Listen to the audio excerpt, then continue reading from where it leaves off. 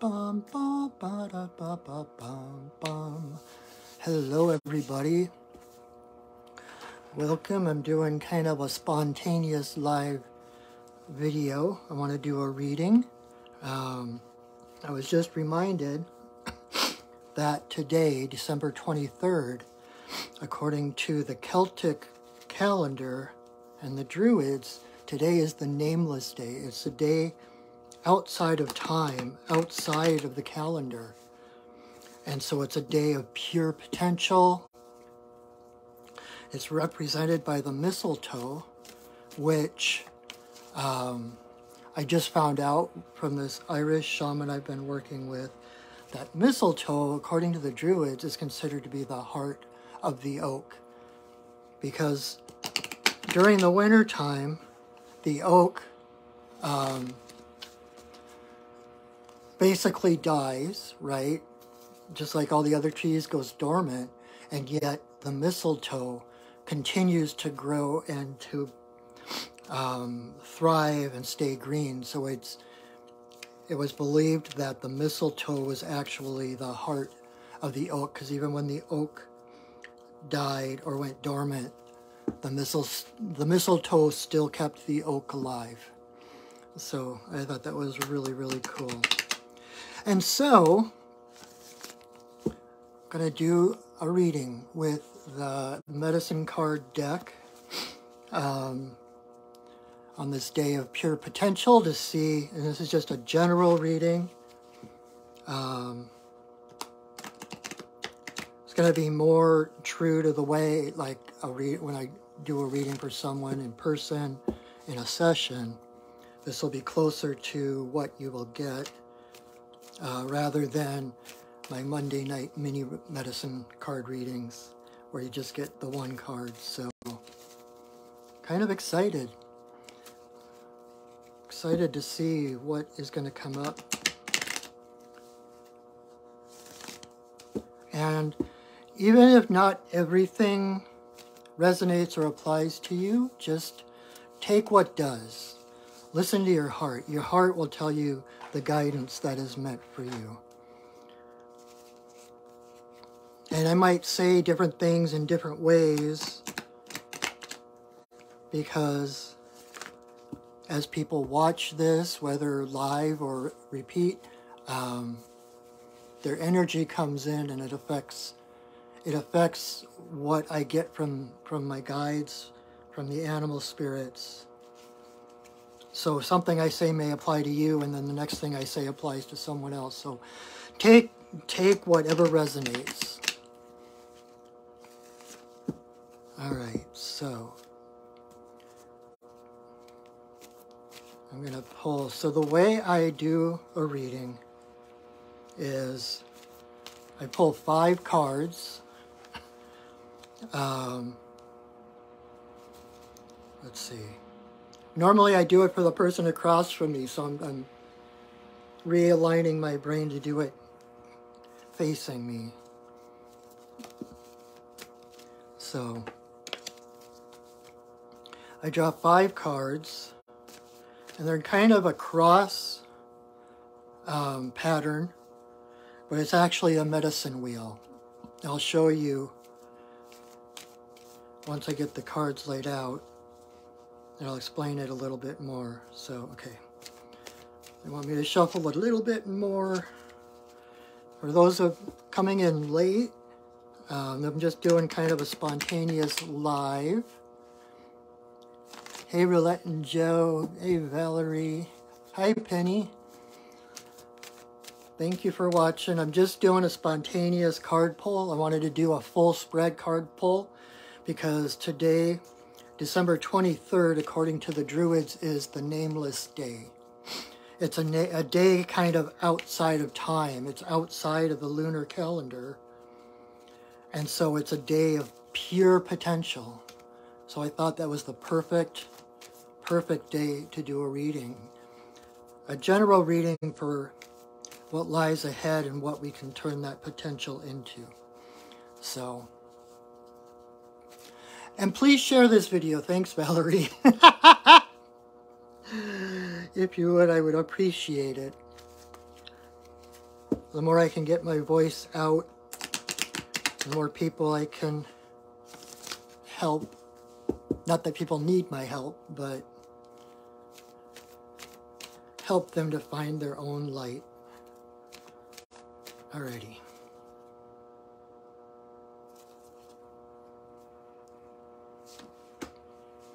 Huh.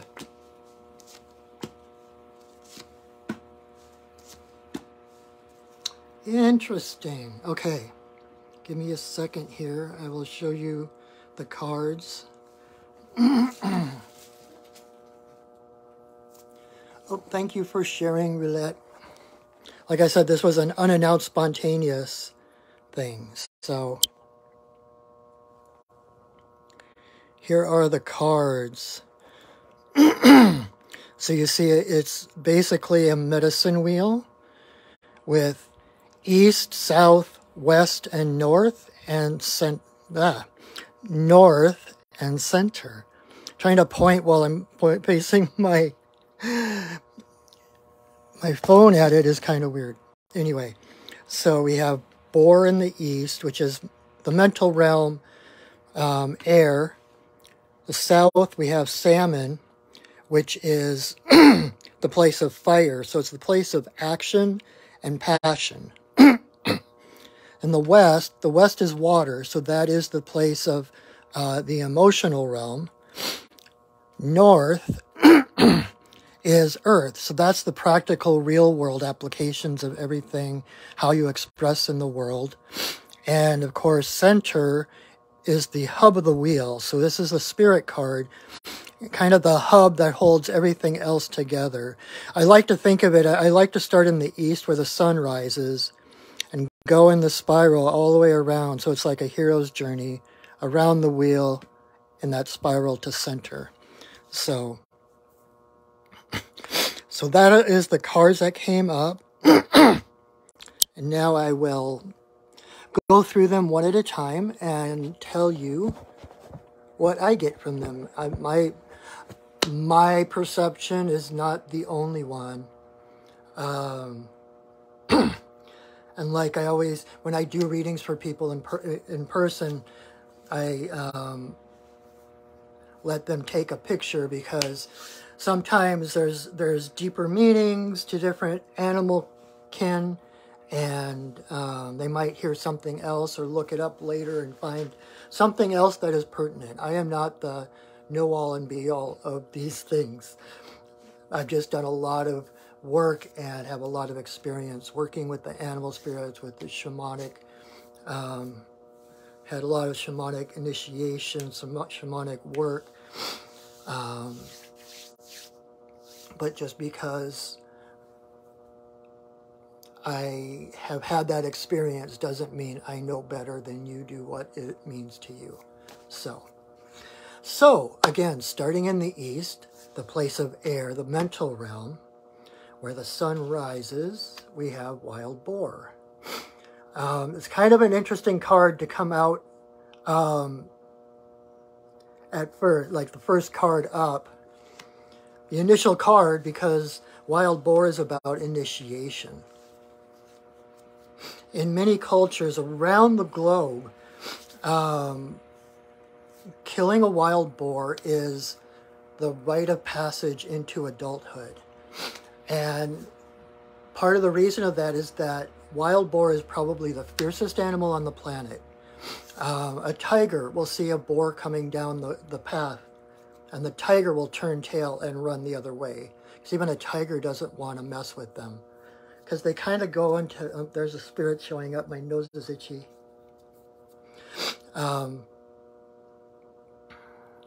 When boar is threatened, they basically go into this bloodlust, this battle lust. They literally go insane, and they just start spinning in circles and slashing with their tusks and their hooves. And so they do a lot of damage. And so when it's your rite of passage to kill one, to become an adult, part of the initiation is that you may not survive. If you survive the boar hunt, then you are worthy of being called an adult. Of course, we're speaking metaphorically here, right? But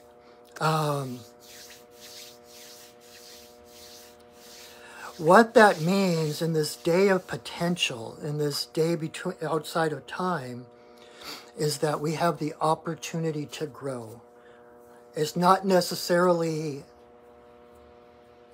a happy, happy, joy, joy thing, and it will probably be scary, but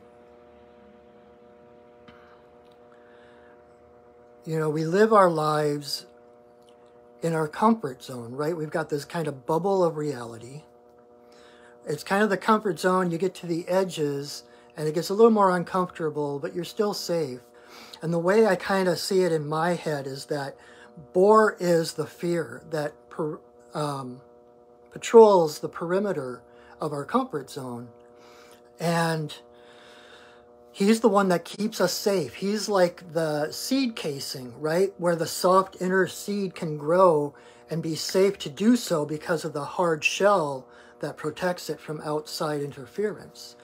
That's kind of what Boar's job is to patrol that outside edge to repel anything that might harm us or interfere with our own inner growth, or that softness. It's the hardness that allows the softness. And so, number one, he keeps things out that would interfere with us, and he also keeps us in. It's kind of that way that when you're young and they tell you not to cross the street unless you're holding the hand of an adult. Well, if you grow into your 40s or something and you're still looking for an adult's hand to hold before you cross the street, there is something wrong there, right? So he's kind of that's that ring of fear. It's like we're told these things as children, and they do scare us, but it's that fear that keeps us safe. It keeps us within that safety zone, right? The thing is, at some point, like that example, where you have to realize that you're safe to cross the road on your own. And so that's facing the boar. It's like you're growing beyond that border. And so it's actually facing Boar. And in that case, it's a lot like leveling up in a video game, right? You have to fight the boss first to get to the next level. Boar is kind of the boss of that level. And you have to face him in order to get to the next level. But his job is not to take you out or to kill you or whatever. His job is actually to make sure you have all the skills, all the wisdom, all the tools you're going to need to move to the next level. And if you don't, you'll stay in that comfort zone until you gain that courage to face Boar again. But it brings up one of my favorite quotes in the movie Evan Almighty. Morgan Freeman is playing God, and he's talking to Evan's wife, and Evan's wife says she's been praying for courage. And God, Morgan Freeman says, when you pray to God for courage, he doesn't give you courage. He gives you the opportunity to be courageous, right? Fear is the seed of courage. You can't have courage without the existence of fear. So this is a sign of giving us courage to face whatever is coming up, knowing that we are growing. It's a sign of growth. When things start to fall apart or your fears come up in your face, it's a sign of growth. It's a sign that you're ready to move through that. And when we face our fears, when we face Boar, even if we're quaking in our boots, right? Just standing there facing him on is a way of calling back our power, because our fears have no more power than what we give them. So if you can face it, you can handle it. And when you face your fears, they begin to lessen and dissipate and allow you to go through. You might still be freaking out or shaking like a leaf, but That's the gift of Boar, is to give you that courage. It's like you can no longer, like the seed in the seed casing, you can no longer remain in that state. You have to outgrow it. You have to grow beyond it. That's where Boar comes in. So this is an initiation. This is a point of initiation for the general population, whoever is watching this. It's an initiation. And the fact that Boar is upright is significant too, because it means we're ready. It means you do have all the skills, all the wisdom, all the experience that you need in order to proceed to the next level. Not that there won't be any fear involved. I'm not saying that, but that you have everything you need. It's inevitable that you will level up. Okay?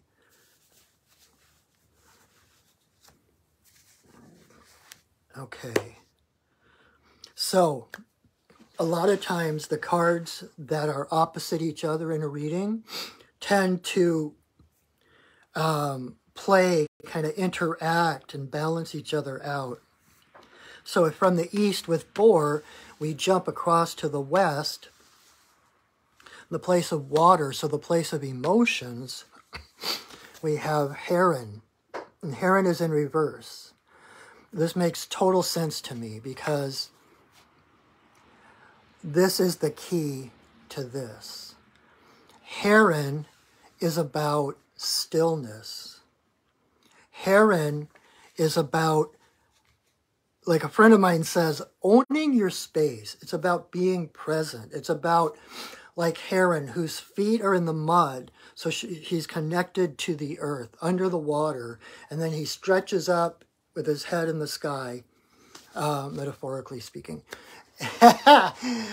And so he is the bridge between heaven and earth. That's what we are. That's what we... most of us, that's what we intend to become, right?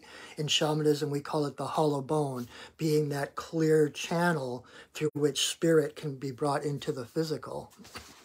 And so the key to that initiation is standing your ground.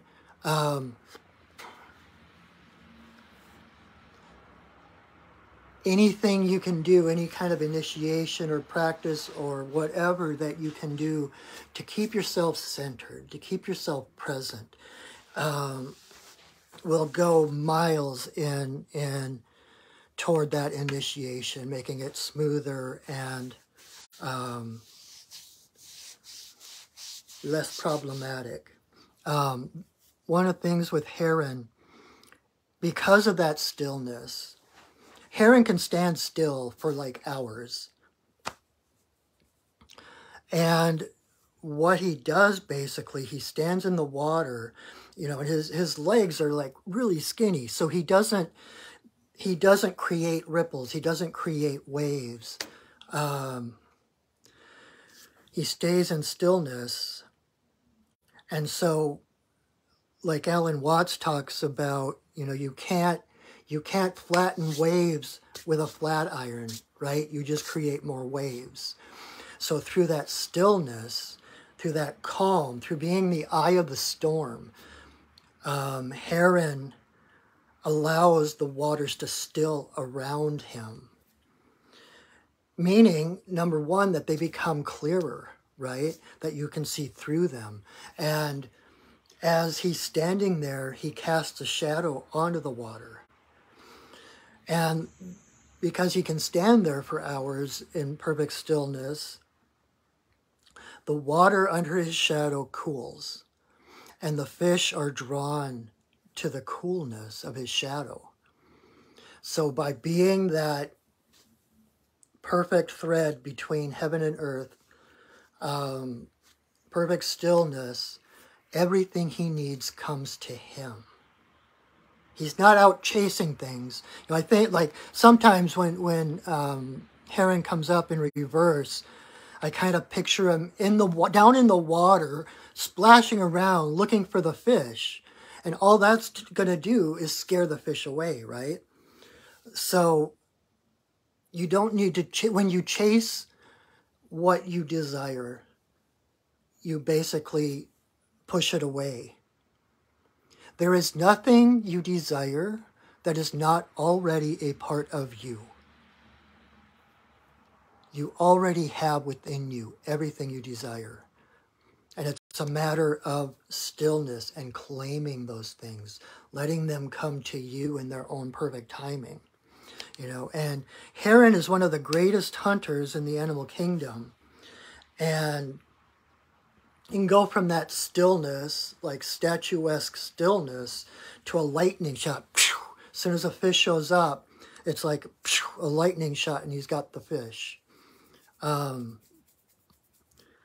So again, it's like being the eye of the storm, being the calm of all the chaos that is spinning around you, right?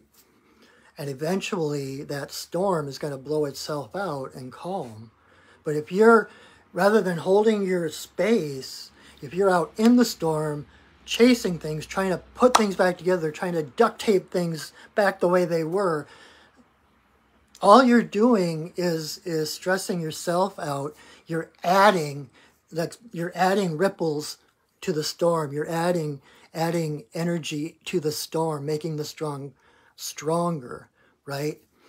And all you're really doing is running yourself to exhaustion, and all you're doing is rearranging boxes. There's no real change going. The only change comes from within, from sitting in your stillness, by claiming your divine nature, okay? So that is the key to that initiation. No matter how much you might feel like running, no matter how much you might try to resist or avoid things, the best thing you can do is sit with them, feel them, allow them. Tell yourself, I got this from Kyle Cease, tell yourself, you are allowed to feel that way in my body, and just sit with it. Feel it. That's like I heard somewhere else. Feeling is healing. And when you can feel those feelings, that is how you heal those old traumas that you have experienced. All of those fears, all of those issues coming up is a past version of you asking for the love that they didn't get at the time of whatever trauma triggered that response. So when you can hold space for them rather than chasing them away like, get out of here. That's like your little kid coming in. The neighbors yelled at me and saying, get the hell out of here. I don't care what they did. Right? All you're doing is re-traumatizing that part of you.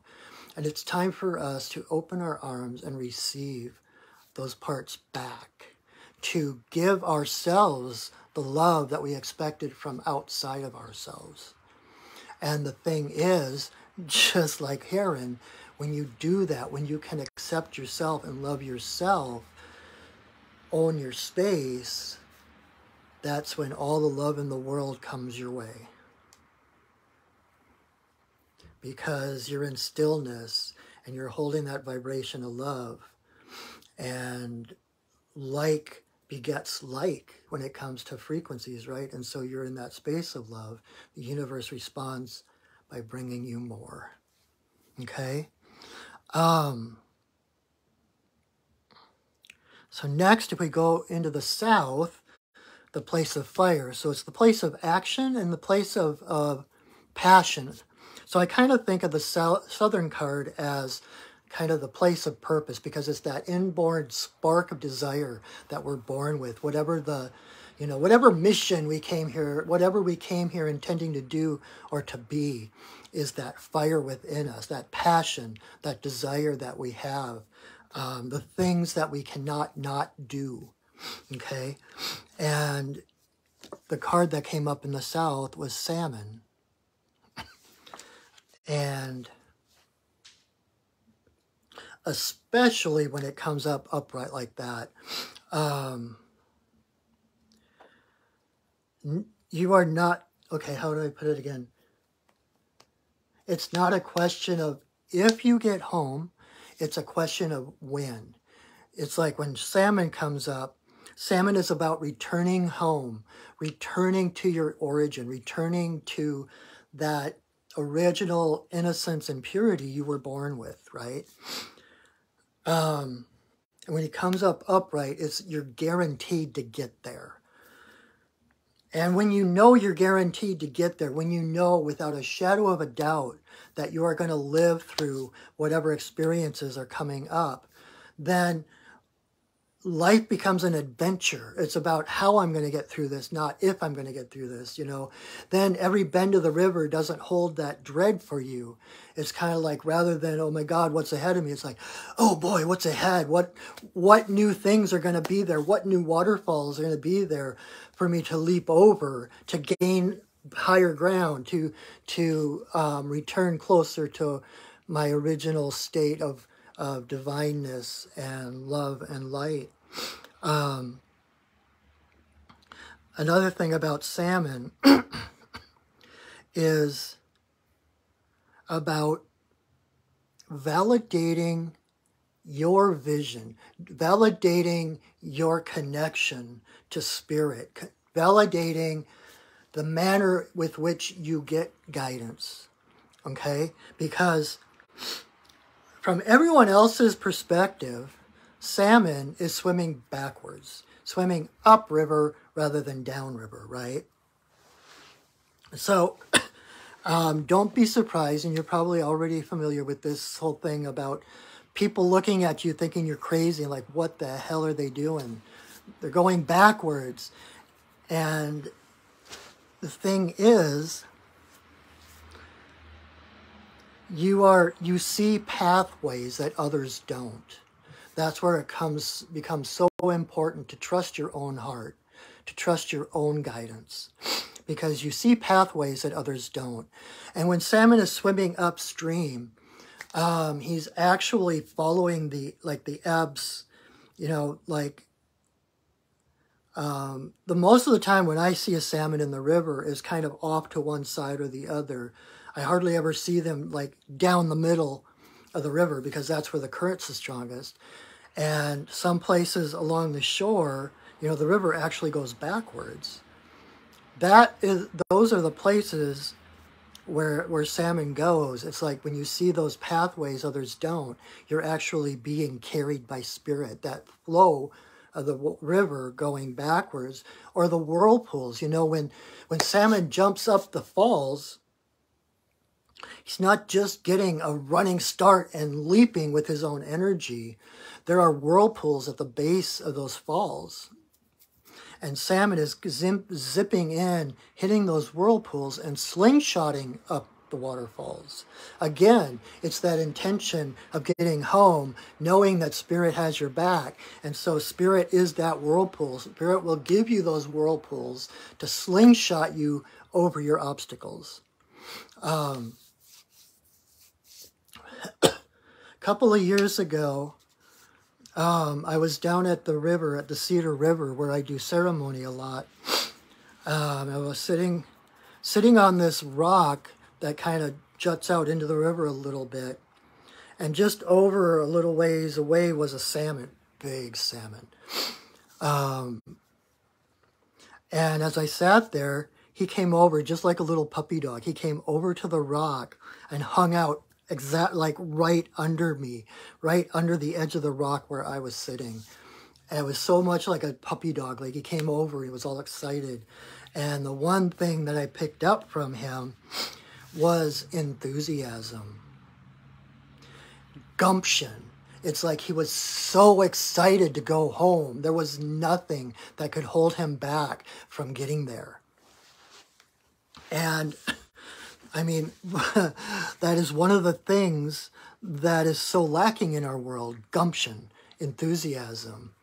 And it's kind of a sad thing when people show their enthusiasm and excitement about things, and then they're totally shut down by others because it's, you're making too much noise, or, be normal, right?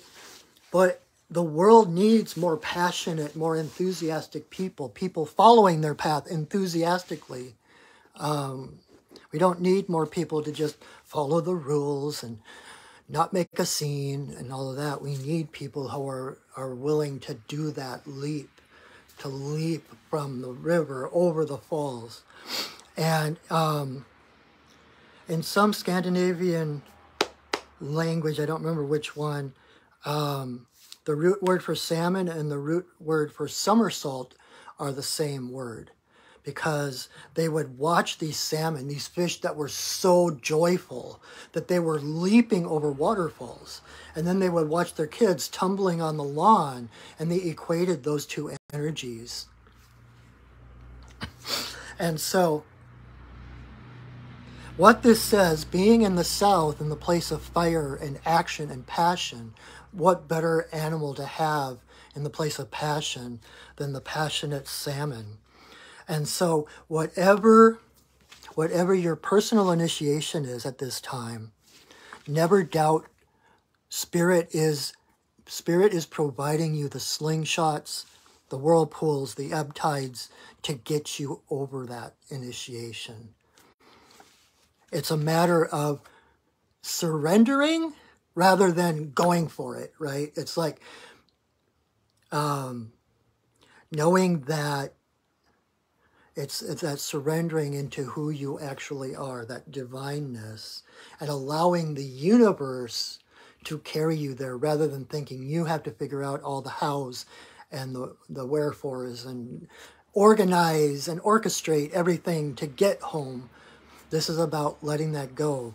You set your destination in the cosmic GPS system, and then you let go and just trust the universe to carry you there. Okay? So this is an initiation of surrender. How much can you trust the universe? How much can you trust your heart to carry you where you're meant to go? This isn't about making things happen. It's not about getting motivated. It's about allowing that spark within you. And what better season, the birth, we just had solstice, we're moving into Christmas, and it's about the rebirth of the sun, the rebirth of the light. Boom. All right, so moving to the north. North is Earth, so that's the physical world, the logistical world. And up there we have Black Panther in reverse. And what Black Panther brings is an embracing of the unknown. So in the north, it's kind of like the physical expression of all the things we're going through. When a card is in reverse like that, it tends to be a potential. We're in the day of potential, right? And so it's like there's potential. And the fact that it's Black Panther, embracing the unknown, means that anything, literally anything is possible. It's dark because you haven't decided what it's going to look like, right? The darkness is to be embraced. The darkness, again, it's awesome that Black Panther is opposite salmon because, like I said, salmon is about that adventure, that enthusiasm. Looking at the unknown to say, what can I do? Where can I go? Who can I become? And I already mentioned the cosmic GPS system, right? Black Panther brings that home because Black Panther is kind of the microcosm within the macrocosm. As above, so below. Black Panther is kind of an embodiment of the night sky, like what we think of when we say about infinity. We think the night sky, we think the galaxies and the stars and that darkness of space. And Black Panther, with her coat of shimmering blackness, velvety, sparkling, glittering blackness, is like an embodiment of that night sky. And so it's basically what you declare, the universe will follow. The universe is a reflection of you and vice versa. It's that, again, that infinity loop, right? One feeds into the other. And so you declare something, the universe makes it happen. You decide to go a different direction, the universe follows suit. It's about setting those intentions, setting that destination in your cosmic GPS system, and then letting go and trusting the universe to get you there. You don't plug in a destination and then, your GPS says to go right, and no, I'm going to go a better way. I'm going to go left. and then its GPS system has to go rerouting and try to bring you back. But if you keep dismissing the directions you're getting, you're never going to get there. But when you realize the GPS from that eye in the sky, right, knows the quickest, smoothest, easiest way to get where you want to go, you can let go, you can surrender that control and allow the universe to get you there step by step, following the breadcrumbs just like a GPS. But it's about trusting that guidance, trusting each little nudge to do or to go different places.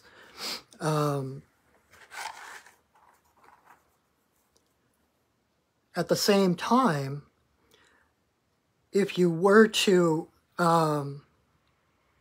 say the universe told you to turn left and you turned right instead,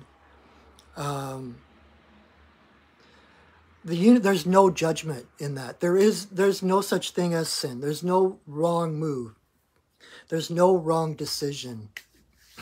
Every action has a repercussion, and then it's adjustable to rerouting. So if the universe tells you to turn left and you turn right, the universe will go rerouting and will give you the nudges to follow back to get onto that main travel path to get you where you're going, right? It's kind of like they tell you when you're meditating, if you notice your mind is wandering, you're not supposed to get all judgmental and critical about yourself. Say, damn it, I did it again. Why can't I? Why can't I? Why can't I? That's chasing the fish rather than letting the fish come to you. When you can let those thoughts go and say, oh, I'm not centered anymore, and gently bring yourself back to center, that's how you meditate, right? And so when you realize that you took a different direction from what the GPS told you, you just bring yourself back to center and just continue to follow your nudges, those intuitive nudges, to get you back online, right? And like I said, there couldn't be a better card on this day of pure potential, this nameless day, because that darkness, that blackness of Black Panther is the unknown. That darkness is the darkness of the cosmic womb, meaning it is pure potential. There is nothing that cannot happen. Did I say that right? And we can, like, we're taught by society to, when something doesn't work out right, or there's an unknown factor, we don't know what's going to happen, we tend to fill that space in with the worst case scenario, right? And so the dark, the unknown, there's a reason we're afraid of the dark, right? There's a reason that we fear the unknown, because our brains are programmed from our society to fill those spaces with monsters and with the worst case scenario. When there's pure potential, yes, that is whatever that worst case scenario, that's a possibility that exists in the darkness too, but so does every single other future, every other possible reality exists in that darkness as well. And when you stay in that center, you call that guidance to you with the excitement and enthusiasm, then your life becomes an adventure. There is nothing that is beyond you. You can make your world, no matter where you're starting from. It'd be the biggest rags to riches story ever. You don't even have to know how to get there. That's the adventure. That's the fun, because the universe will take you there. Sometimes maybe through some shady neighborhoods that you might not otherwise go through, but you know, like once you set that intention, you know that everything from this point to that point is part of that path. And so whatever happens is a part of that initiation, right? We're stepping outside our comfort zones. We're expanding beyond the seed casing so that we can actually grow toward the sun. And so, again, there is no dream that is too big. In fact, whatever you're dreaming, kick it up a couple of notches. You can literally create anything you dream about. Anything that calls to your heart. If you can imagine it, you can create it. The universe is just waiting. Like a lot of times when Black Panther comes up in reverse, a lot of times the person will be like, okay, universe, what am I supposed to do? Tell me where to go. What's my mission? What do you want me to do? And meanwhile, the universe is up there going, what do you want to do? Where do you want to go? I can take you anywhere. I can give you where you want to go, right? And so this is about trusting that infinity loop, that flow of energy from spirit to the physical and back again.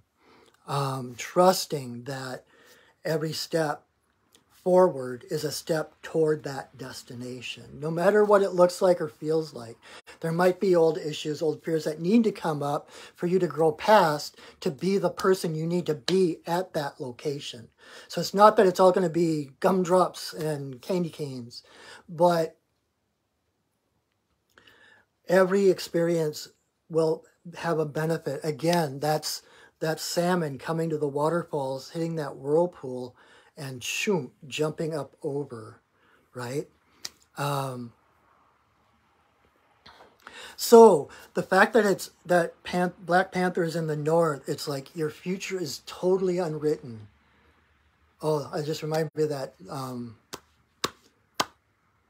what's her name? Bedingfield song, that Unwritten. If you've ever heard that song, it's like, it's such a beautiful song. Like, my book is still unwritten. I am, there's blank pages ahead of me. I am writing it as I go, basically. Your life is unwritten. Your world is unwritten. You can create anew. It's like that darkness, that womb of the cosmic mother. Pure potential. Creation. Starting anew. And here we are, just having passed the longest, darkest night of the year, right? The womb. And it's from that womb that the light is birthed. And so we're birthing that light within us right now. This is so timely. And that light can do anything. Your beginning, every moment is a moment of creation. It's not that Creator started the universe way back when, and then it's just been sitting back and just letting things roll in a mechanistic kind of way. That's Newtonian physics. We're living in the era of quantum physics, where every moment is creative. Every moment the universe is creating and recreating itself. That includes you. Nothing in the past can hold you back from becoming who you want to be. So it's like, just what better card for that day of pure potential. All right, and so the center card, this card of spirit, the hub of the wheel holding the others together, we have skunk.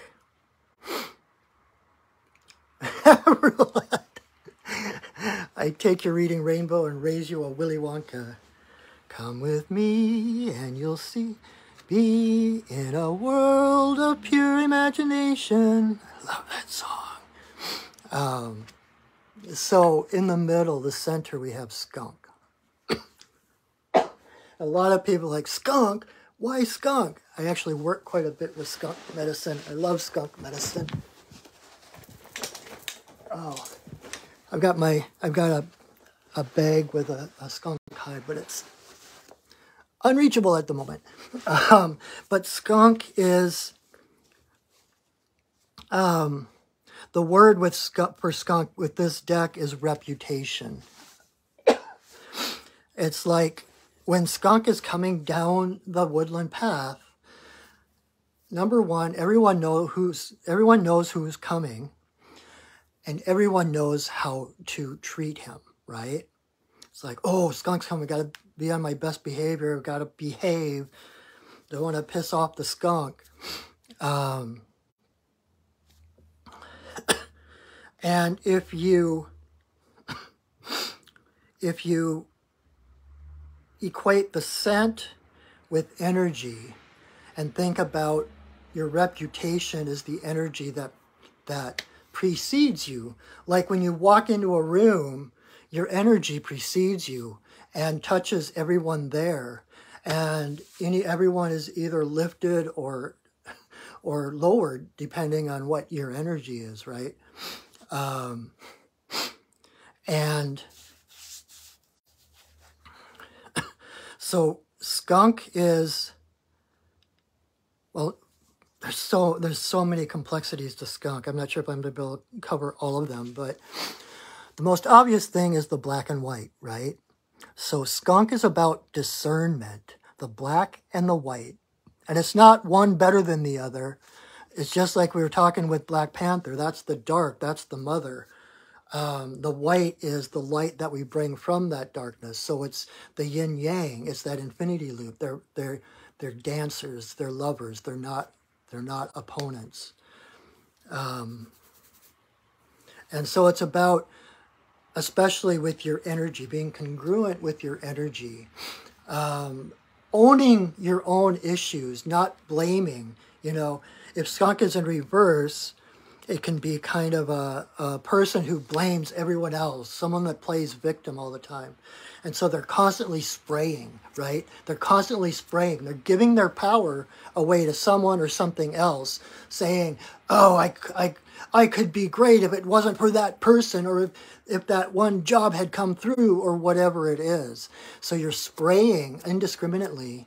And the thing is, when skunk sprays, it takes a bit of time for their glands to recover, and so they're literally vulnerable. So if you're constantly pointing the finger elsewhere and blaming other people, you're making yourself vulnerable, right? Which just begets more victimhood and more blame. So it's about that owning your space. It's about owning your issues, saying, okay, that wasn't the best of circumstances, but I can see the gift that came from it, and I own that.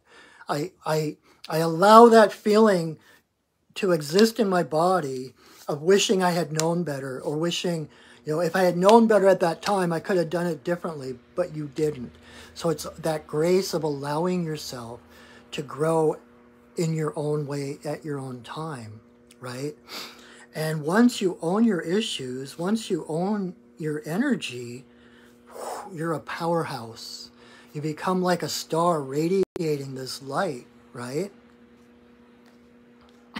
And just like skunk, that energy will literally clear your path. Skunk gets the scent. Someone gets that scent, gets that whiff, and like, oh, I'm out of here.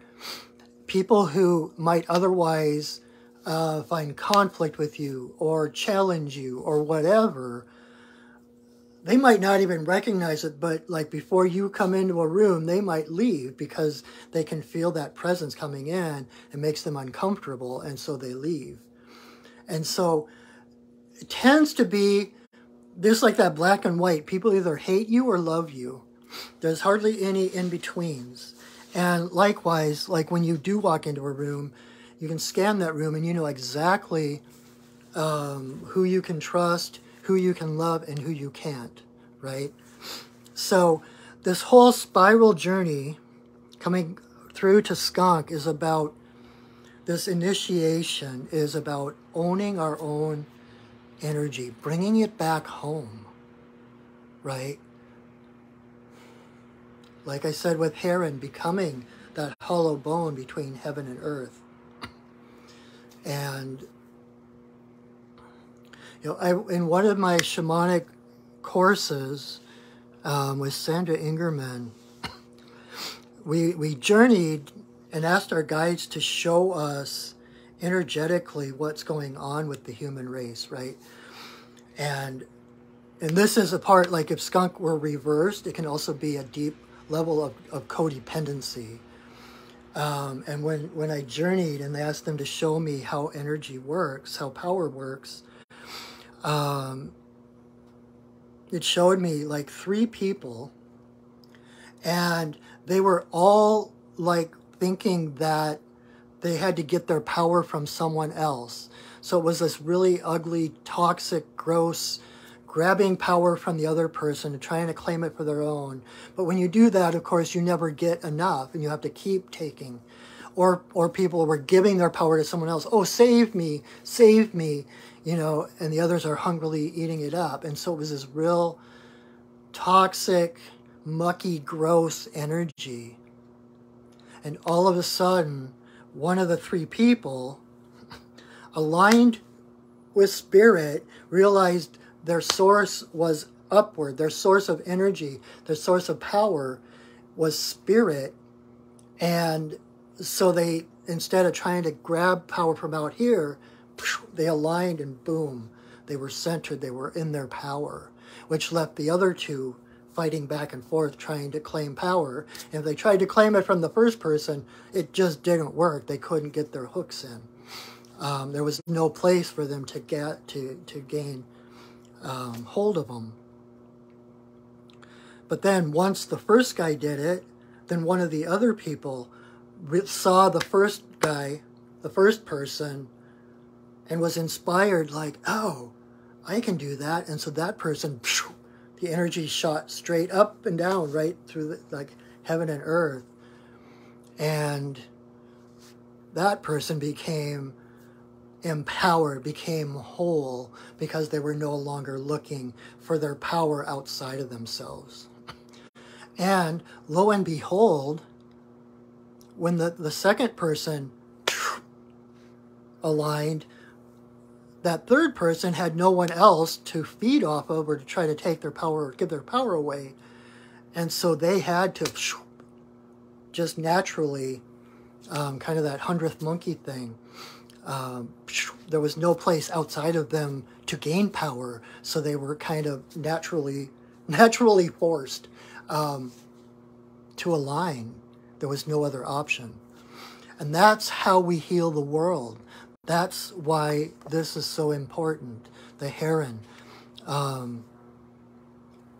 Aligning heaven and earth, because once we do that, we become self-sufficient. We're no longer trying to gain power over anyone. We're no longer trying to give others our power, but seeing everyone as equal, seeing everyone as equally empowered, not giving more of yourself than you can, not asking more from people that there's no need for it. Once you realize where your source of power, your source of energy, your source of being is, there's no struggle. There's no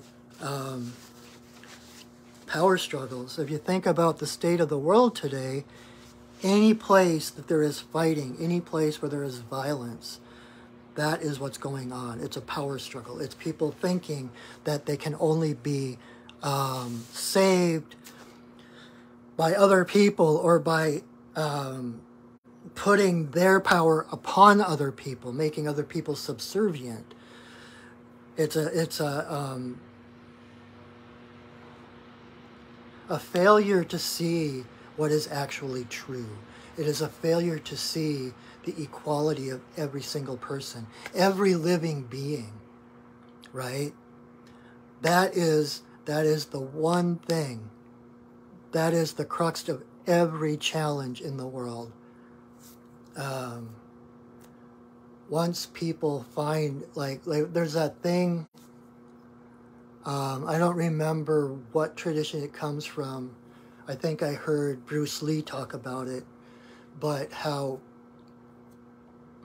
God wanted to hide man's humanity in the last place he would look. And so God hid the divinity within every human's heart. That's a huge initiation. Those are huge lines to cross, to go against our upbringing, to go against what we've always been taught, who we've been taught that we are, and to aim for something more, right?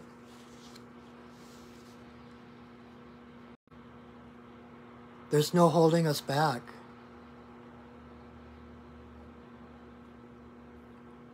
And that is why the patriarchy, the powers that be, why they focus on fear, about keeping people in their fear, keep people under them struggling with each other. Because once people realize their source, their power, there's nothing you can do to them. They're unshakable. You can't take anything from them. There's no place to get your hooks in, right? And so this is our next step in healing not only ourselves, in not only making ourselves more whole, but as we become those whole people, that energy ripples out.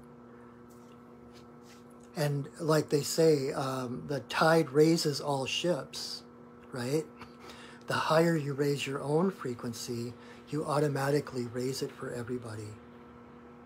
Again, just like skunk, there are people who don't want to be awakened. There are people who don't want to raise their frequency. And so that's what I say, either hate or love you. Like skunk, someone who isn't friendly to skunk will run the other way when they smell them coming.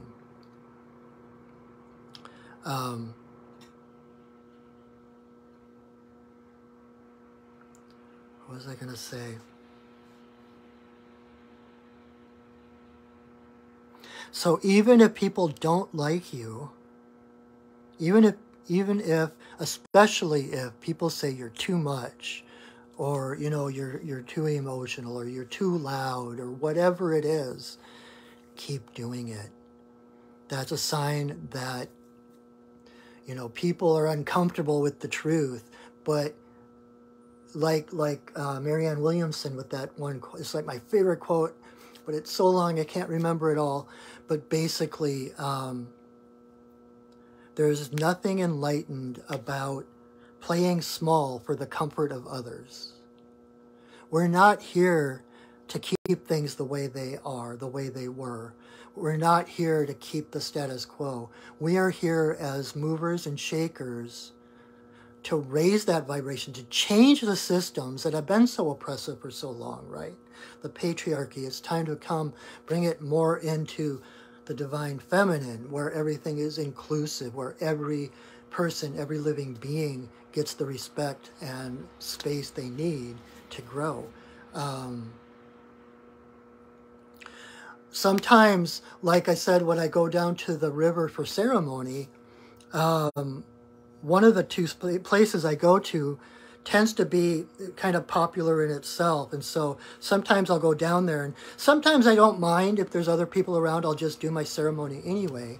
Other times, if it's kind of a weird vibe from people and I don't really want to do ceremony there, what I'll do, I will sit and meditate, and I will raise my vibration. By surrendering in to that divine light that is already present.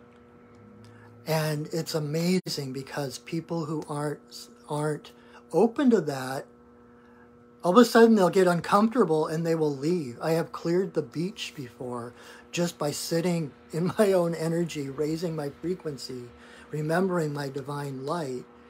And because other people aren't comfortable, they get all skitty and they'll take off. And at the same time, I mean, it's like, hee, look what I did.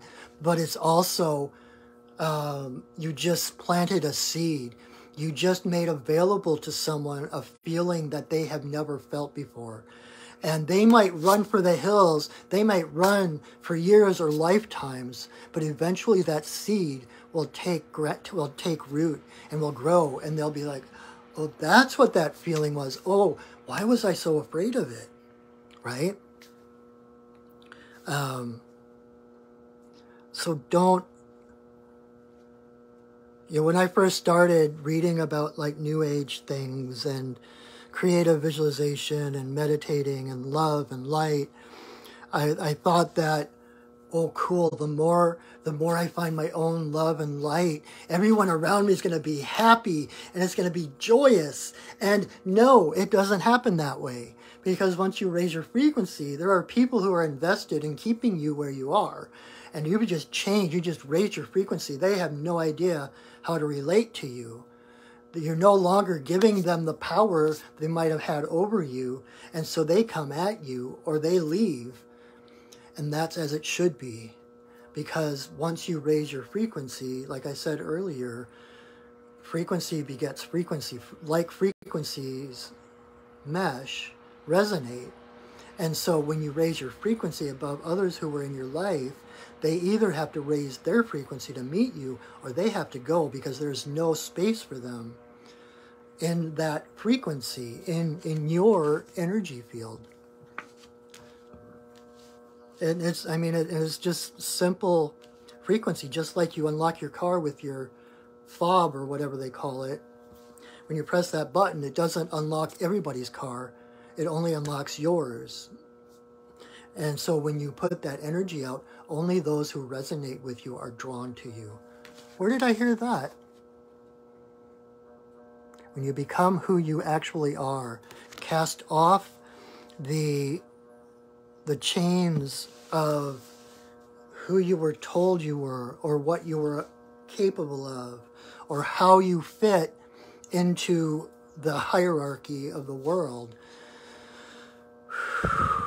There's nothing they can do. That's why people like Martin Luther King, John Lennon, Jesus, that's why they became enemy number one. That's why they were, taken out, because they were talking about peace. They were talking about this higher frequency, right? And the powers that be don't know how to handle that. I saw a quote from John Lennon one time that says, when you're standing up for your rights or whatever, as long as you don't give in to the idea of violence, they don't know what to do with you. As soon as you start to fight back, then it's like, now we got them, because they just succeeded in lowering your frequency so that you could hit head to head. But when you're up here, they don't know what to do. I was going to say something else.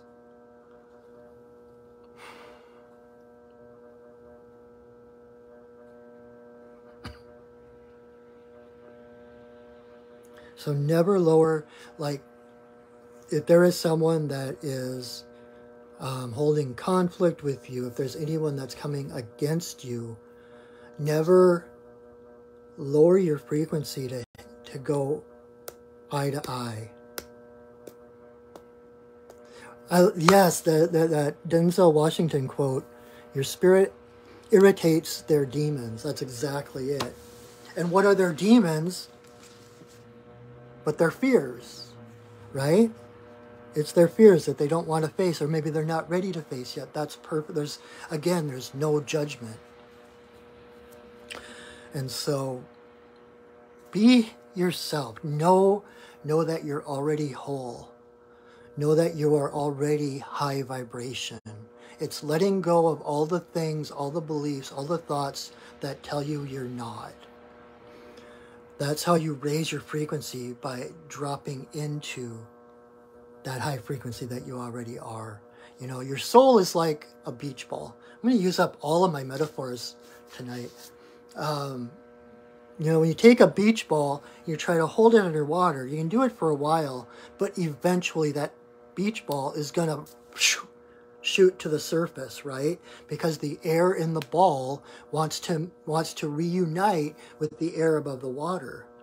That's your soul. Spirit is up here. In fact, in many languages, spirit and air are the same word. They're synonymous. And so if you think about your soul as this beach ball, you can only hold it down for so long. But that's why we get those yearnings and the longings, because we remember what it's like to be spirit. And left alone, if you take all the ballast off, all the chains off, all the ties and the cords, your soul will naturally rise. to its level. So again, by doing nothing, by surrendering into that divineness, that's how you raise your frequency. So I have been talking for a really long time. I think I need to get something to drink. But that is my interpretation of these cards. Let me give you another shot of the cards themselves. Whoops, there we go. So this is our reading with wild boar in the east, salmon in the south, heron in the west, reversed, black panther in the north, reversed, and skunk smack dab in the middle. And so that is my reading for today, for the 23rd of December, the nameless day, the day of pure potential, the day outside of time. Felt like the perfect time to do a reading. And so if you came in late, you can rewatch this. I will share it to my Facebook page, and I will upload it to my YouTube channel, Perching Wolf Studios YouTube channel. If this got you interested, I am available for personal readings, one-on-one readings, and that is, you know, if you've seen my Monday night readings where I just do one card, it doesn't really give you the scope of a real, actual, full reading. This, I hope, does, and I hope that maybe you're inspired to seek out your own truth, to come and get a reading with me and let the animals tell you, remind you who you are, okay? And you can do that by visiting my perchingwolfstudios.net website. You can sign up right on there. You can also sign up for shamanic healing, Reiki, and solar retrievals, and all of that. And what better time of the year to, you know, get like a soul retrieval, to return that light back to yourself, the birth of the light, which is what we celebrate. No matter what tradition, that's what we're celebrating, is that birth of the light, birth of the sun. And so soul retrieval, we bring that light back to you, make you more whole. So anything else? Also, this is my day job, and so I am always so very grateful for people if they will donate, if you feel so moved to donate whatever you feel appropriate. My PayPal information will be in the description under this video. And I think that is it. So happy holidays. Merry everything and happy always. And have a wonderful week. Have a wonderful new year to explore and to make known the unknown. Again, Monday nights at 8 o'clock. I do a Monday mini medicine card reading, and the first 6 people get a 1-card reading. And then Wednesday nights I do another live video at 7 o'clock with the Sacred Pipe Ceremony. So if that interests you, please come in, and I do that right here on my Facebook channel. Let's see. I would love to have you come along. So thank you again so very much. Have a wonderful, wonderful holiday. Yuletide felicitations to all. Know that until I see you next, I love you, I see you, and I honor you. Have a wonderful, wonderful holiday, everyone. Remember the light that you are, and go shining. All right. Bye, everybody. Thank you.